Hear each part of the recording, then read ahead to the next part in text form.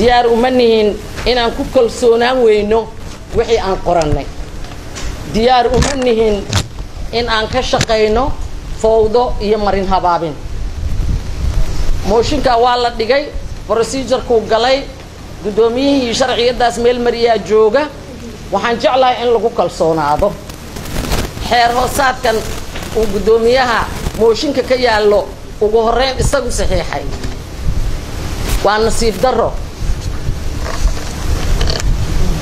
waxay wax u dhimaysaa aqoontiisa waxay wax u dhimaysaa diintiisa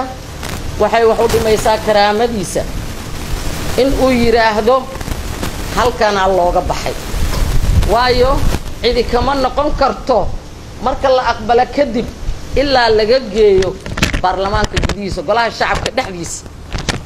cidii markaas saxiixday ka baxaysa dood ahaan bay uga bixi kartaa cod ahaanna way uga bixi kartaa laakiin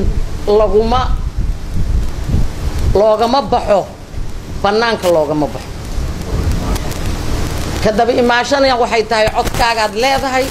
doodaada ku sheeg sanduuqaagana ku muuji 184 mooshinka hadduu gaari waayo maxamed sheekh cusmaan jawaari waa gudoomiyihii golaha shacabka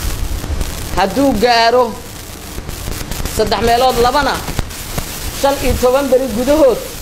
golaha shacabka wuxuu soo dooranayaa gudoomiye kale waa wax cad gudoomiyaha jawaari wuxuu caan ku ahaa inuu dhaho beesha caalamka nama soo faragelinayse qadiyadaheena gudaheena ku saxanayna ma maanta uu leeyahay beesha caalamka timaado bulshada rayidka iyo cid walba iyo Soomaali iyo caalamka asaa u sheegi jiray qadiyadaheena kana ku ansixinayna waxaan leeyahay oo ku soo gabagabaynayaa kama filaynin waxa uu sheegay loogama fadhiyo aqliga ha sheeqeeyo yaysan noqonin qofka ugu ildheer baa dadka ugu aqoon daran waxaan ahay dad shuruucdu hoggaansan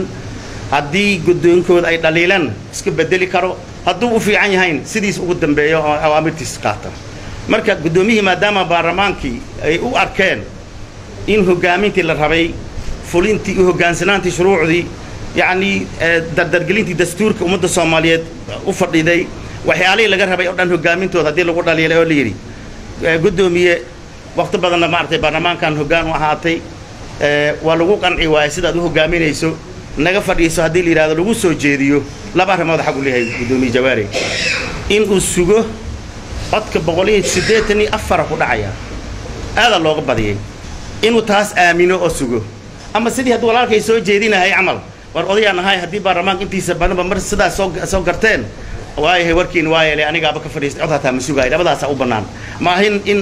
يعني ummadda Soomaaliyeed waxyaalo qaldan u sheego oo caalamkii u dacwoodo sideedin anagu ma ogolinba in la soo fargeliyo baarlamaanka waajibaadka dastuuriga asigi leeyahay hay'ado kale inay soo dhaxgalaan ama ajnabi soo dhaxgalo oo sidaanad kama bid ma aha